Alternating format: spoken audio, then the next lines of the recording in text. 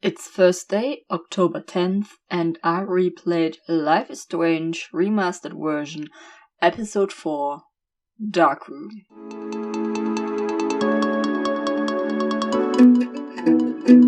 I'm replaying Life is Strange, the remastered version, because the calendar dates match up. I'm replaying Life is Strange. Have fun.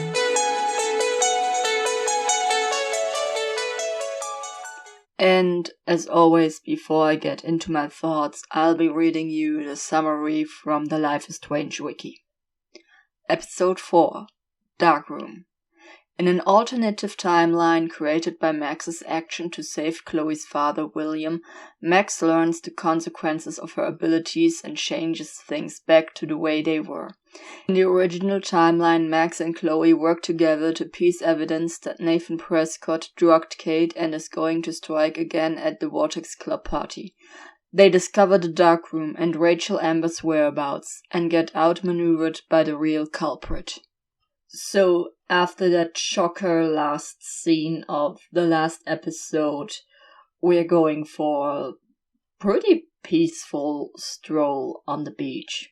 Well, even wasn't for all the dead whales there, but you get what I mean. And it's actually kinda nice, given the circumstances, with Chloe being in a wheelchair and all, but it seems nice, and Max actually apologized for not reaching out more. And I think that must be the first time in the entire game, if I haven't missed it in one of the episodes, and I don't know, does Max feel guilty? Like, of course she does, because her decision to save William caused that. And so after the beach, we go back to the Price household, and Chloe's room isn't upstairs anymore, obviously. And instead of the garage, there is her new room, and there's so much tech and so many mats and everything. It's really sad. And yeah, so they go and watch Blade Runner together and have some fun, just being friends, talking and stuff. And of course, Max is snooping around again and looking for all the little details, and it's just overall pretty sad. And then exploring the house to get Chloe the morphine, talking to William is pretty sad, because, and with Joyce too, because you see in how much financial debt they are, and that they are really, really struggling. Like, struggling on a level that they might lose the house. Which must be rough, with not having a house when you have a sick person to care for with those needs. Like, rough stuff. Like, money is always heavy, and on top of that, having all this medical stress. Not a situation I wouldn't even wish that on my worst enemy. And so we explore the house more and find the letter from the doctor warning Chloe's parents that her respiratory system is failing and that she's basically already dying and stuff. So you go downstairs with the morphine and bring it to Chloe, and that's when the first big decision of the episode happens. it doesn't super matter because it's just an alternative timeline, but Chloe asks Max to give her a morphine overdose to put her to sleep forever. She says that she heard the doctors talk about her respiratory system failing and that she enjoyed having this wonderful day with Max and that she wants that to be her last memory and that she wants to go to sleep peacefully and on her own terms. And I think that's something really important. It's a rough topic and it's technically a decision Max shouldn't be making, but I also guess if Chloe would have asked her parents to do that, they would have refused her wish, even though the situation is quite literally hopeless. That it's and able-bodied, and then we come into the big problem of the whole topic in general. Like, able-bodied people shouldn't be deciding when a life stops to be worth living. And there's people in Chloe's condition that are doing well besides the obvious struggles and do a lot. And then there's people in her condition that really do struggle with the situation and just want things to be over. So you can't always say stuff based on one cause and putting that on another situation. But I do think it's like, you'll never know how you'll feel like until you're in such a situation. But like, she isn't 100% full vegetable to talk the whole thing in extremes. Like, she still has like her shared rooms and her DVD collection and everything, and she still has interests. Obviously, she can't act on any of that stuff. She can only dream of skating the ramps in a skate park or whatever, and all stuff like that. But yeah, but if it's her wish to die, and obviously there should be certain laws around it, I think in some places you can actually get like assisted suicide, but it's really complicated, and you have to like say at 3 different points with the assistance of some psychology doctors and everything that you really do want to die and stuff, and you have to be of sound mind and everything. And then it like works. It's a super complicated topic because, ethics and stuff, and is the doctor technically a murderer or not, or whatever. So it's a really complicated topic, but I feel like if a person, and now we're getting into really complicated stuff because there's like suicidal people who literally don't have anything wrong with them except for their psyche making them want to die. So take it with a grain of salt that when I say when people want to die, people should let them. Like, that's not what I mean. Like, life is always worth fighting for, and things do get better. Sometimes because there's literally hopeless medical cases. For example, the one we had here in this episode with Chloe. And in those cases, I feel like the only right thing, for me personally, if you have, dear listener, another opinion on this, you're free to have that opinion. I'm not saying, my opinion goes and everyone should live by that. But in this episode, in this alternate timeline, Chloe is in pain. Her respiratory system is failing. She knows she's gonna die anyways. She's absolutely miserable. Her parents are in debt. They might lose their house. They are struggling so much financially.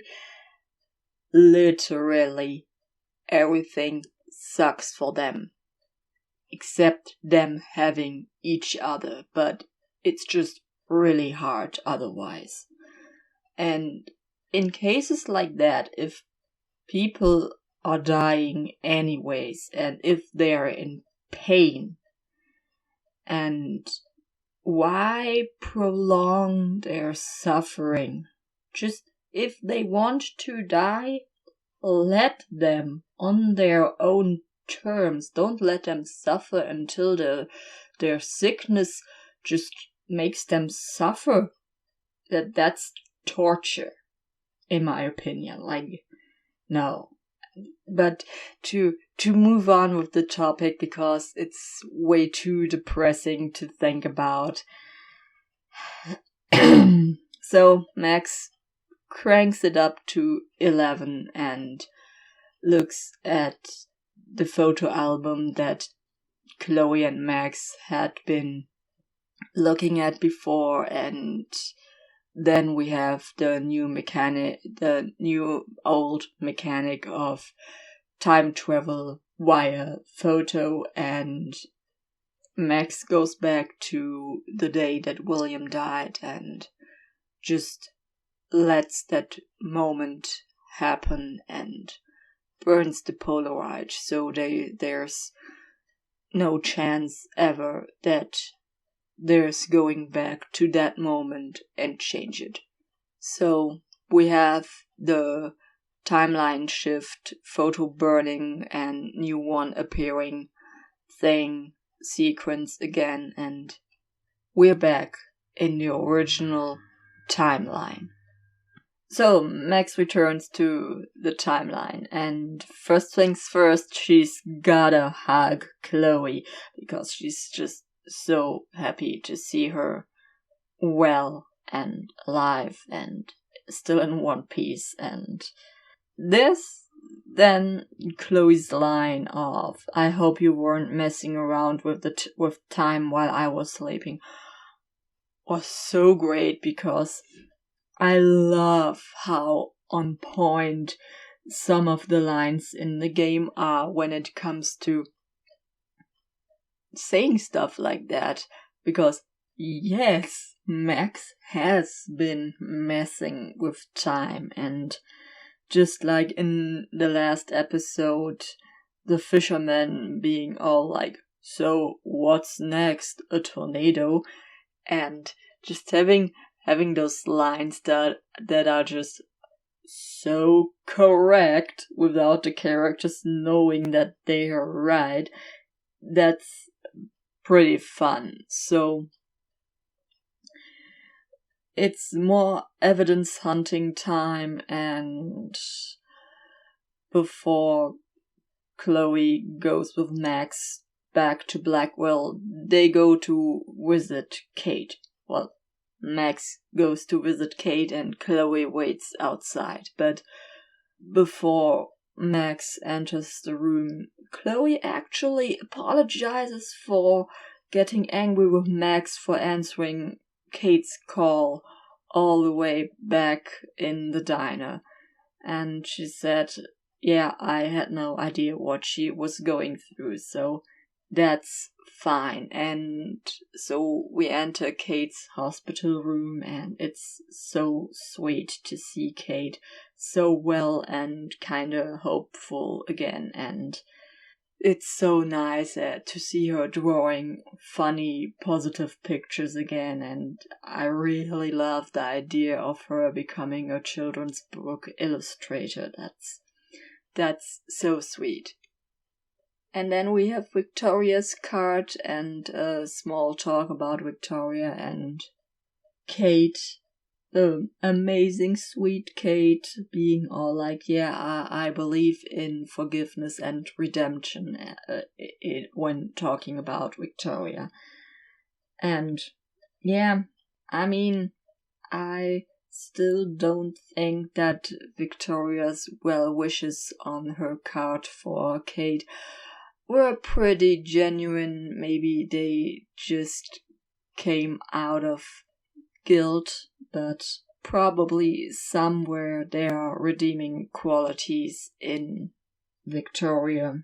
And yeah, so Kate offers her help by saying, yo, if you need help with getting evidence from Nathan, I'll help you. And so we go back to Blackwell Academy, and this time I took the time again to explore everything, talk to everyone, and we find out that Nathan is not at the dorms or not even at Blackwell right now.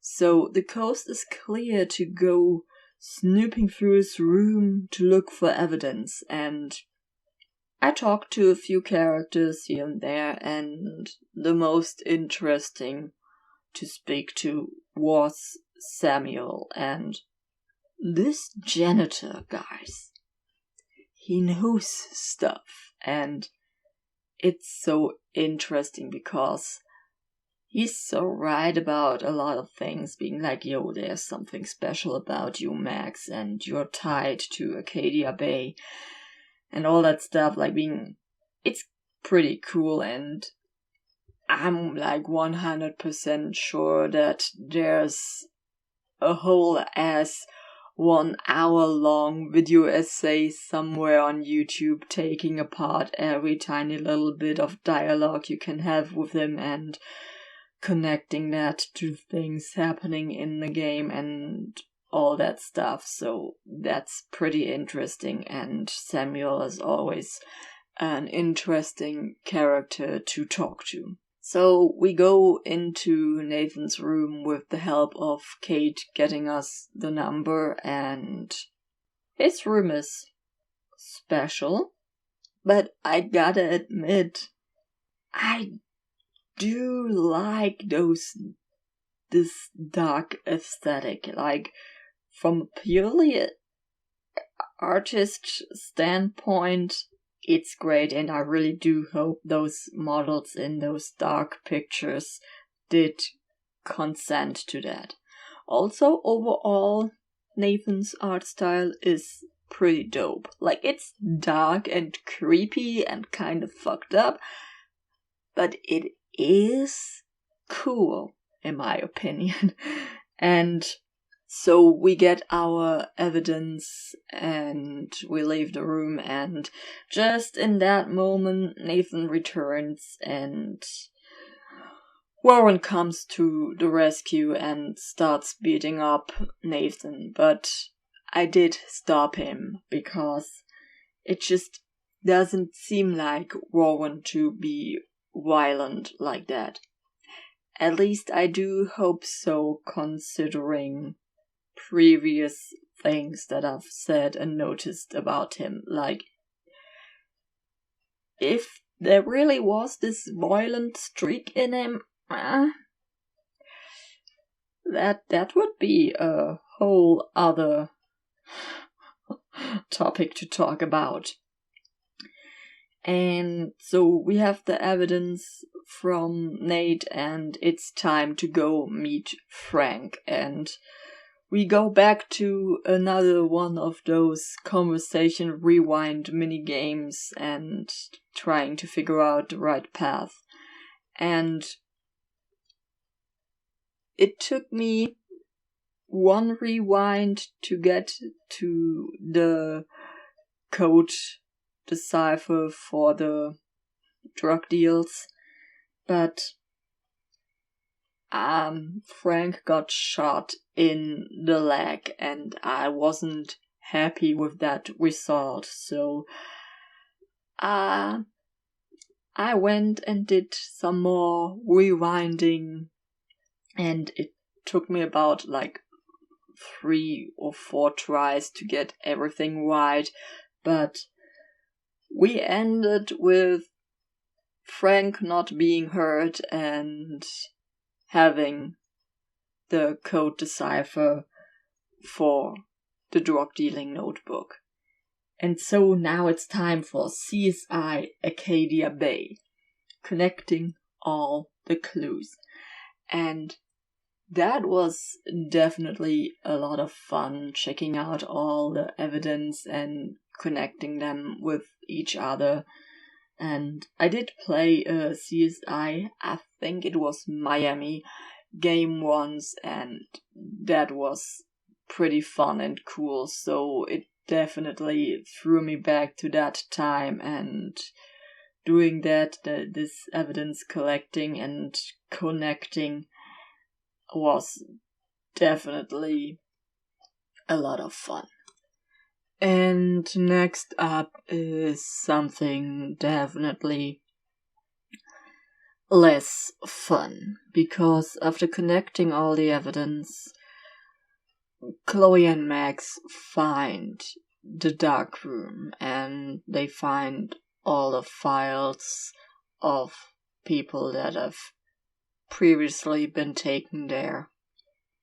And the most recent files are Rachel, Kate, and Victoria, with Victoria's file being empty, making that the next victim of the dark room.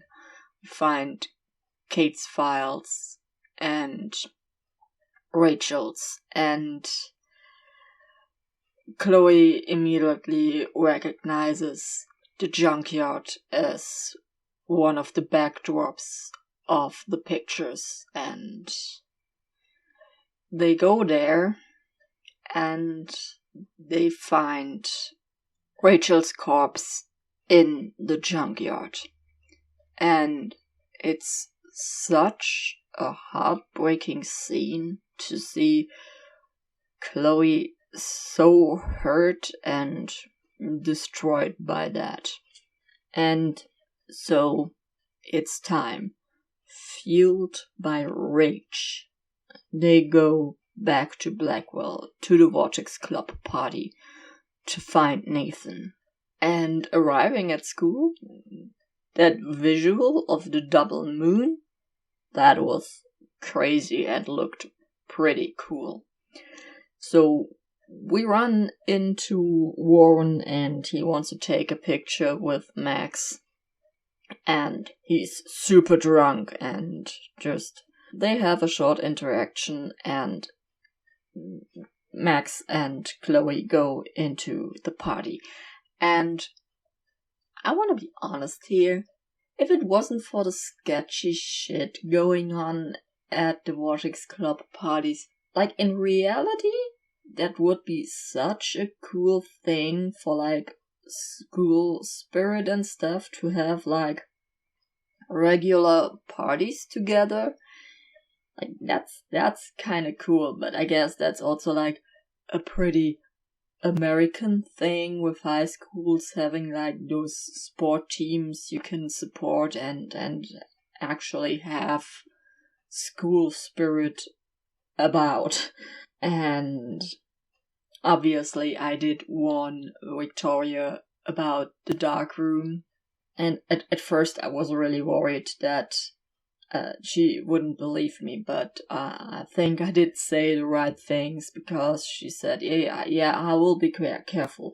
And even if she isn't the friendliest character and can be a bitch and everything, she doesn't deserve what happens in the dark room and having the dark room experience, so even she deserves a warning from something like that. And I guess she did show a bit of redeeming qualities in that conversation, being all like, yeah, I guess we really don't have to be enemies, Max, and stuff like that. And so it's a change of plans, and Max and Chloe leave the Vortex Club party, and Chloe gets a text from Nathan telling her that he's going to the junkyard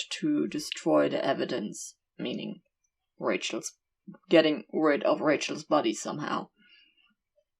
And so they go to the junkyard, and everything is dark and scary and really tense, and they arrive at, I don't want to call it Rachel's grave, but they arrive at the spot and she's still there. And suddenly, someone stabs Meg's neck with a needle. She fails to do a rewind because she's already under the influence of whatever drug she got just injected. Chloe gets shot, and we have this slow motion of her falling, and Max looks up, and who steps into her view? Boom. Plot twist. It was Jefferson all along. And the episode ends. And this episode was actually pretty crazy, having like 3 heavy hitters in one episode.